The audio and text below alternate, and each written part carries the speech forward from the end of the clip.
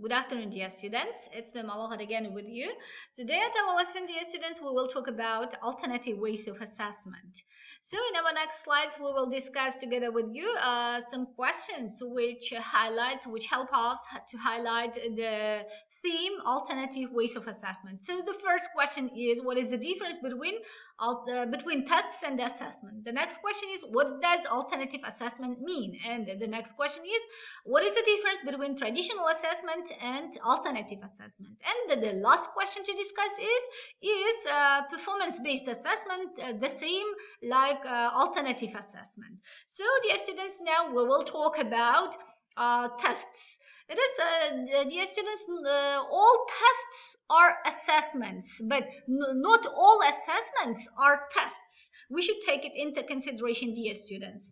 So tests versus assessment. There's tests, formal procedures, strict time limitations, sample the performance of an individual in a specific domain. And assessment includes all occasions, both formal and informal. Alternative assessment, this early 1990s. So now, dear students, let's give definition to the word alternative assessment. What does it mean? So any method of finding out what a student knows or can do that is intended to show growth and inform instruction and is alternative to traditional forms of testing, namely multiple choice tests. So multi-assessment methods rather than sticking to traditional paper and pencil tests. So dear students, now let's talk about the characteristics of alternative assessment. Require students to perform, create, produce, or do something. Use real-world context or simulations. You assess students on what they do in class every day. Focus on processing as well as products. Higher level thinking and problem-solving skills. Provide information about students' strengths and weaknesses, and use human judgment in scoring. So we will continue talking about traditional versus alternative assessment. So pay attention to the first column. One short tests. So in the other one, continuous longitudinal assessment. Indirect tests, direct assessment. Inauthentic tests, authentic assessment. Individual projects, group projects, and no feedback provided to learners. In the other one, feedback provided to learners. Decontextualized test tasks, contextualized test tasks. So norm reference score interpretation. In the other one, criterion reference score interpretation. Standardized tests, classroom-based tests. So one short standardized exams, continuous long-term assessment, timed multiple choice format. In the other one, untimed free response format. Decontextualized test items, contextualized communicative. Scores surface for feedback, individualized feedback, washback. So norm reference scores, criterion reference scores. Focus on the right answer. Open-ended creative answers. Summative, in the other one, it is formative. So oriented to products, oriented to process in the other one. So non-interactive performance.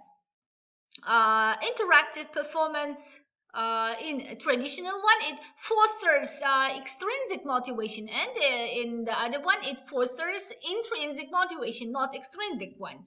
Common characteristics of alternative assessment. What are they, dear students? Now we'll discuss together with you in our next slides. So the first common characteristics of alternative assessment is ask students to perform, create, or produce something.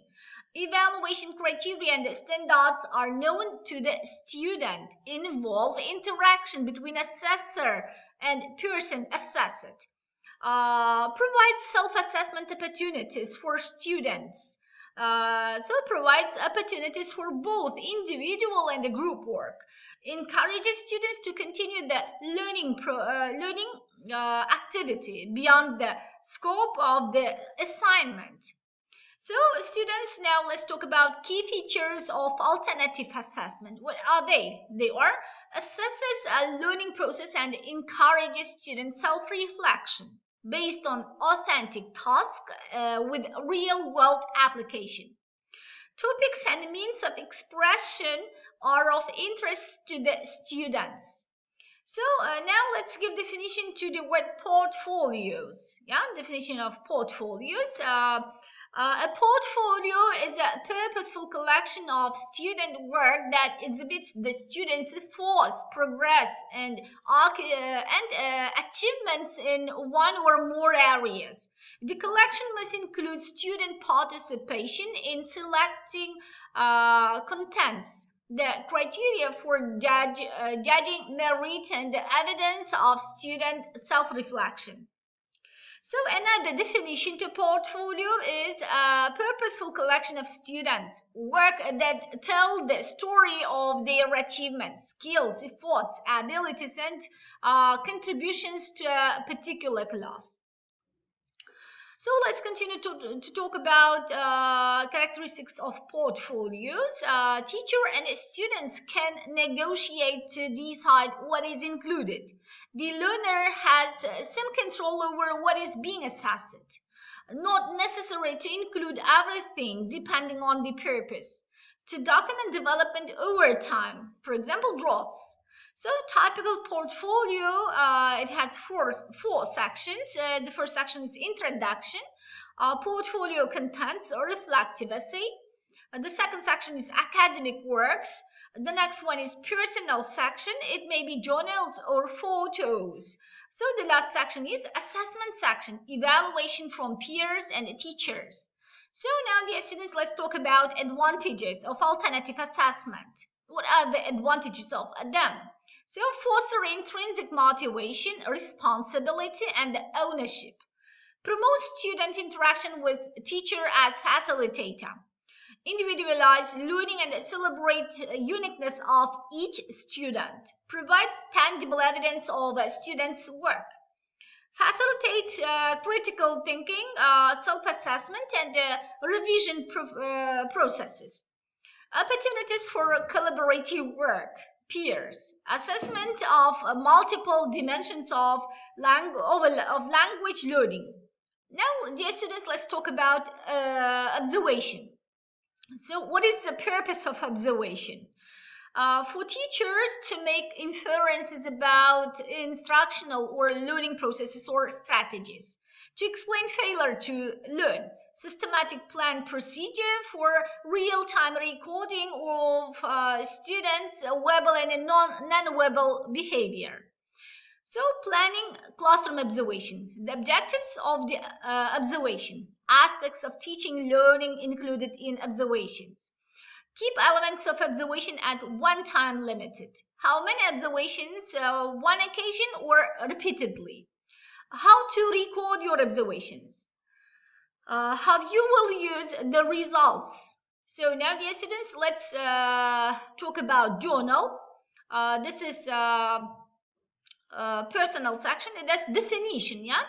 An account of one's thoughts, feelings, reactions, assessments, ideas, or progress toward goals. So this is the definition to journal, with little attention to structure, form, or correctness.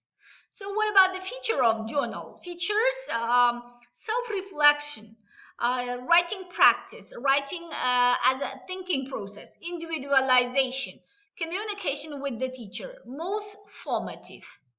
So dear students, that is all about alternative ways of assessment, and I hope you all revise the learned material today and you will be ready for the next time. So thank you for your attention.